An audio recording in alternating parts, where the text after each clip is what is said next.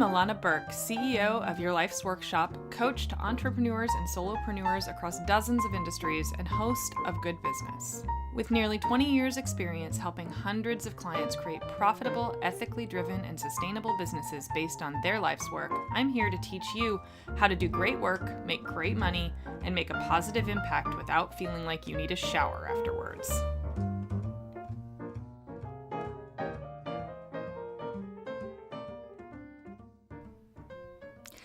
Hi, everybody. Today's episode is about the clear distinction between starting and running a business, even one that you built around things that you are super passionate about, and finding and creating your life's work. Two different things, everybody, and that's what we're covering today. I want today to be illuminating and inspiring. My biggest hope is that by the end of today's episode, those of you who are trying so hard to figure out why your best efforts don't feel like they're in alignment with what you thought your business would feel like and what you thought success would look like, might see a new path forward.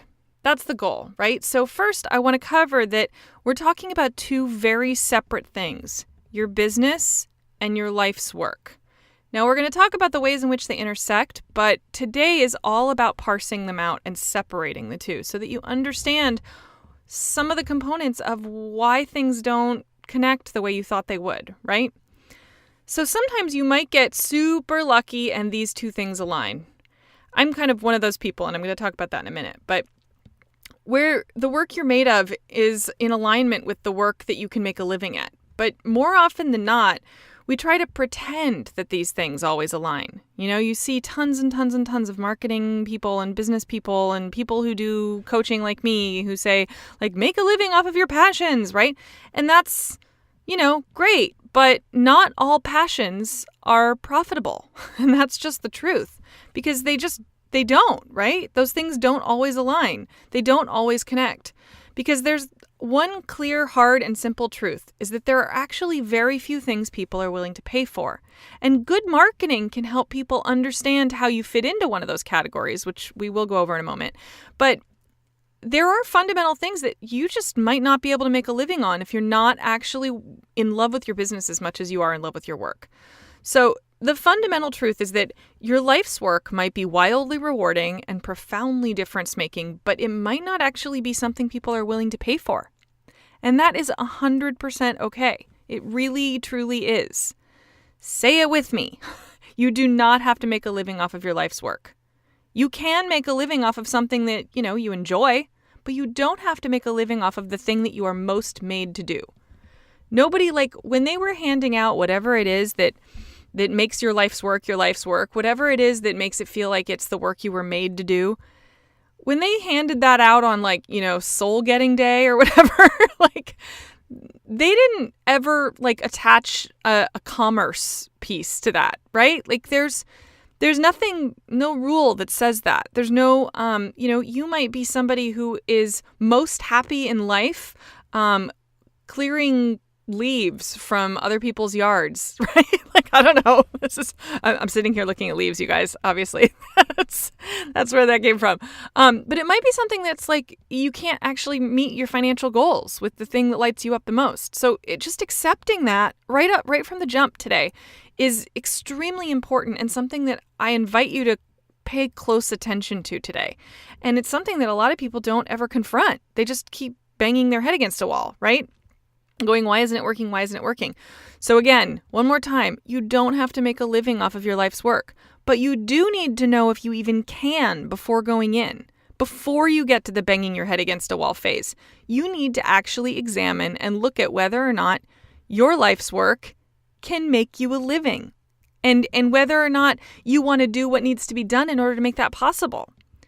So the first question to ask yourself is, do you want to do what you want to do, or do you want to be an entrepreneur, or are you willing to do both equally and simultaneously? So, do you want to be a therapist, or do you want to be an entrepreneur? Do you want to be a coach, or do you want to be an entrepreneur? Do you want to be a designer, or do you want to be an entrepreneur? Do you want to save the world, or do you want to be a business owner? They aren't mutually exclusive unless you make them that way, right? You can love both sides equally, But a lot of people don't, and they don't realize that until it's way too late. You go to therapy school and you learn how to be a therapist, and then you immediately come out of school and go, I think I'm going to hang out a shingle. You don't actually ever stop to go, do I love updating a website on a daily basis? Do I enjoy social media? Do I understand the complexities of copywriting and marketing? Does that feel fun? Does that feel interesting? Of course not. You just go and either pay somebody to do a website or you throw something up on Squarespace with the attitude that something's better than nothing, and then go, why aren't all the people coming? And then you get frustrated by the fact that you can't just do the work you want to do, and around the cycle goes. Like you get caught up in the insurance companies and the competition and all the things that being good at business can actually help overcome.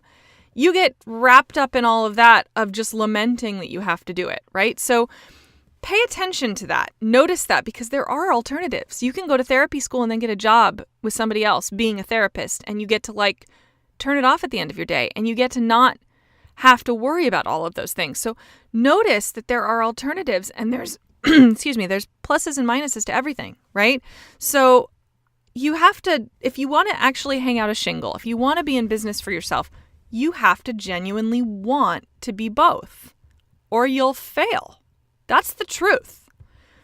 Because if you want your professional passions to happen on your terms, you have to love being both. That means if you want financial success from your life's work, oh my God, you got to be mad passionate about the making money part too. So I want to kind of sidebar here for a minute, okay? This is just a little aside. So I want to take a second to talk about why I do what I do. Every piece of content I produce has a secretly selfish motivation. I want the people who are in business to love being in business. It is my core belief that when people love their businesses as much as they love their actual work, the world becomes a better place. Why? I'm sure you're asking, because that probably made no sense. Because if you truly and deeply care about how you make money as much as you do about the work itself, you are way, way more likely to add beauty to the world. You're way more likely to behave with empathy. You are way less likely to take advantage of others in the interest of your own bottom line. That's the truth. I see it again and again and again. And I'm one of the fortunate few. My life's work is to help people do business better while making their dreams a reality. I get to do something where I make a living doing something that people know that they need to pay for. They're willing to pay for it. They know they need to pay for it. They know they need education. And it also just so happens to be my life's work. But again, okay, sidebar over, right? That's really an elegant segue. But again, there are only a few things that people are truly willing to pay for. And I'm going to run down those few things. Now, of course, there's permutations of all of these. These are the basics. These are the bullet points. So number one is to make personal changes that will improve their lives quickly and dramatically. So under that is things of convenience, right? Or having distasteful things done for you. So think food delivery, house cleaning, fast, a quick 5-minute meditation. These are things that are if you are coming from a place where you need what that person offers, you're absolutely going to be willing to shell out a certain amount of money for a certain thing, as long as it's going to make personal changes in your life that will improve your life quickly and dramatically. Those are key, right? Even if it's just a perceived quick and dramatic change. So it might mean that having dinner delivered, that improves your life quickly and dramatically, where you're going to pay a fee that's probably higher than the tip you would have paid if you would have just gotten off your ass and gone to a restaurant, right? So notice that, right? So that's one area. Now, the second is things that make you feel better about yourself. So that's where clothes, cars, objects, and better is a really subjective term there. Because everybody's idea of what better is different. If it's, that's where it's jeans that make you look skinny, or cars that make you look like you're going to get laid, or objects that make you feel richer than you are, or that change people's perception of you. Those all fall into that category. Sometimes things that make you feel better about yourself can be something that's extremely utilitarian. I've been on a hunt for the perfect handbag for my entire adult life. Right? And for me, it's not designer stuff. It's not visual. It's a totally tactile thing, and it has to have the right pockets in the right places. It's the white whale. I finally had one made on Etsy. I highly recommend that, by the way. I finally had somebody actually make what I had in my head, and I was absolutely willing to pay like triple what it was probably worth because I got to design it myself. So the next thing on the list is absolute necessities. Obviously, we're willing to pay for the absolute necessities. And what we perceive as a necessity is also different for a lot of people. You know, where some people might think that having an extremely comfortable, high-end, luxury, safety-riddled ride, like where they, getting a BMW might feel like a necessity, whereas someone else might be like, I need a skateboard to get to work. That is a necessity, right? Our measures for these things are different, but understanding the underlying motivation of your product, if it falls into that category, that's the key part, right? So number 4 is experiences that have an improved status attached to them. So being really honest about this is hard, because think experiences, think vacations, right? Yes, you're going to go and travel for the experience's sake, but you're going to share it on Facebook because you want everyone to know that you do cool things with your life, right? So things that can improve status in some way, even if it's just among your family and friends and peers, people are absolutely willing to pay for that if it's going to make them seem like they're doing something, or make them seem better than they were yesterday in some way. And now I know that sounds icky, but it's actually not. We are ego-driven, selfish creatures. We just are. That is who we are. We just spend our lives pretending we're not. But buying decisions are made from a completely ego-driven place. So you have to confront that and notice it and understand it before you can actually accurately sell anything to anyone. So accept that, right? Know it to be true. So the 5th thing is access. If you have connections, if you have status, people will absolutely pay to leverage that. They will do anything to open doors that they couldn't open themselves. So those are the 5 things. Those are the basics. So and pretty much anything you can throw at me, I could probably stick into one of those categories. We are simple creatures, you guys. We want to feel better about ourselves. We want our life to feel easier. We want things to be more convenient. And we are willing to violate our ethics and values in pursuit of those 5 things. And that's an important thing to notice on the consumer side of things is so here's where I confess, right? Confession time here. I freaking hate Amazon. I hate it. I think that Jeff Bezos is the fucking devil. I think he's an awful human being who is destroying small businesses and destroying commerce and taking advantage of people left and right. And yet, I live in a tiny house where we travel all the time and we rarely know where to buy things when we get to a new place. And getting something delivered via Prime is just easier. And sometimes I have to choose ease over my own values. And that sucks. For somebody like me who proselytizes on values and ethics constantly, I see the irony, you guys. I fucking hate it. I hate it. It's something I hate about myself, but I'm going to do it anyway because we're all just doing the best we can. We all fail at these things, but we all know that this is the truth, right? I'm telling you this to reinforce my point, is that people will break their vows with themselves for convenience. They will break their vows with themselves for something that improves their stature. They will break their budget for something that makes them feel better about themselves. So those are where real, true buying decisions happen. Okay? So get that. Notice it. Accept it. It's just the truth. Okay? So let's get back to you. Is your work something people are willing to pay for? Right? And are you in love with the prospect of making a business out of that as you are with the work itself? Do you love it? Do you love both sides of it? Because you actually have to answer yes if you have any hope of being financially successful. Now, I'm going to say that slower because it's important to notice all the words in that. You have to answer yes if you have any hope of being financially successful. You can be extremely successful at things and have them not have a financial gain.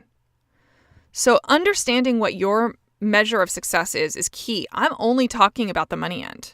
If you want to make a living off of being a therapist or an acupuncturist or a marketer, whatever your thing is that lights you up, if you actually want to make a living at it, you got to love the business side. You have to love selling, which is basically what business is, right? It's selling. It's all selling.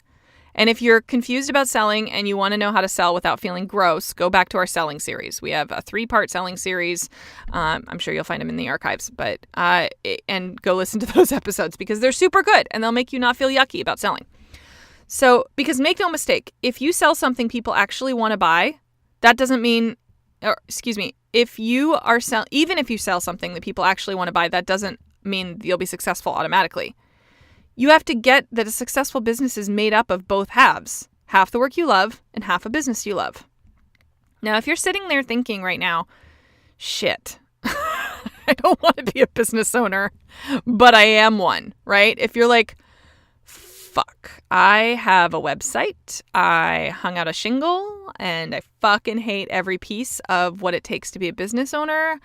And that's probably why, I don't even know how to log into my website because I just ignore it and hope people will come to me.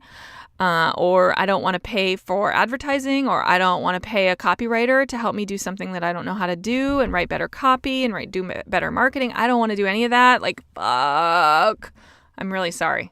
I'm really sorry if that's you right now. I bet there's a lot of you. I talk to clients all the time that are in that boat, right? But don't freak out yet, okay? Try to deal with the deflation and the welling up tears that are happening right now. But don't freak out, okay? If you have a visceral aversion to commerce and selling and marketing all of it, you might actually have a bias or understanding problem. So part of my job is actually to show you how much there is to love about owning a business. We all have, it's such a loaded concept, owning a business, right? Or being in business or being an entrepreneur. We all we close our eyes and we see the assholes on Shark Tank and we see the dumb shits that are standing there in front of them. And, it's we all have these pictures of ourselves of what business means. Maybe we had a parent who was a shark of a business owner. Maybe we see people on TV or whatever it is. We have these associational connections to what we think business ownership is, what we think financial success is, what we think all of these things are. And until you actually can unpack those biases and notice whether they're legitimate biases or actual legitimate loathing, you have to understand everything it takes to be in business before you can actually make an accurate judgment there. And I invite you to do that. You probably never have. If you're somebody who's in the healing arts, I keep using this example because it happens to have come up a couple of times recently, and I have several healers in my client base right now. So if you're somebody who's I want to be a healer, right? Or I want to, let's use acupuncturist. I was just having a conversation with a client who's an acupuncturist recently. And this is something she was kind of going through of they don't teach you this at acupuncture school any more than they teach it at coaching school or design school or copywriting school or any of the places where people learn these things that people go into as solopreneurs, whether they're brick and mortar or online. They don't teach you about business. They teach you maybe one little unit on marketing, but they don't actually express what it takes to be in business for yourself in that modality, whatever it is. And I think it's such a huge mistake. I mean, hey, all those vocational schools out there, you want to, hire me for a workshop, let me know. Because I keep hearing that over and over again. It's oh, you should teach at these places. They need to hear this. It's true, right? Why don't they? Why don't they say, hey, you want to be a therapist? Well, guess what? You're going to spend roughly 20 hours a week marketing yourself. Are you up for that? Or maybe you should go get a job at an institution someplace if you don't want to do that, if you're not up for that. Right? So part of my job is to help you learn how to love business. I want you to love it. There's so much to love. It can be so fun. There's so many challenges and layers and interest and risk and enthusiasm and connections. And there's so many cool things to love about being a business owner. And I want to invite you to do that. That's a huge reason why this podcast exists, is I want you to see the ways in which you can do things on your own terms and love them. And have it not all be so hard all the time. So if you learn how to love the business side and you offer something or people are willing to pay for, you might actually have a chance at making a living doing what you love. But you've got to find all those layers. You have to make peace with them and find them all in alignment together. That requires help. That requires education. Because think about it. Think about how much education you got to do whatever the thing is. Think about how long it took you to learn that. And then you're just going to throw out a shingle and go, and now I'm a business owner. But you're not actually going to do any of the learning? Fuck that. I went to school for business. I learned this stuff. It's hard. It's complicated. My brain is packed so full of information that I hardly ever use sometimes. There's a lot of layers and permutations to understanding business, and critical thinking is core to all of it. If you haven't learned how to do all that, you're just creating a situation where, yeah, of course you're going to hate it because you see other people who make it look easy because they learned it. You can learn it. That's why I'm here, right? That's why people like me exist, so that we can teach you. Let us, right? So on our next episode, we're going to start that process in a whole new way. We're going to dig into all the things there is to love about business. It's going to be like a super fun bullet point list. And I'm not talking like freedom and all that, of course, there's the surface stuff that we all know. I'm talking about how to love all the things that you think you hate. So join me, won't you? And thank you for joining me today, as always. And I hope that we'll see you next week. Bye, everybody. Thanks so much for hanging out with me today. For more information, visit thegoodbusiness.co or yourlifesworkshop.com.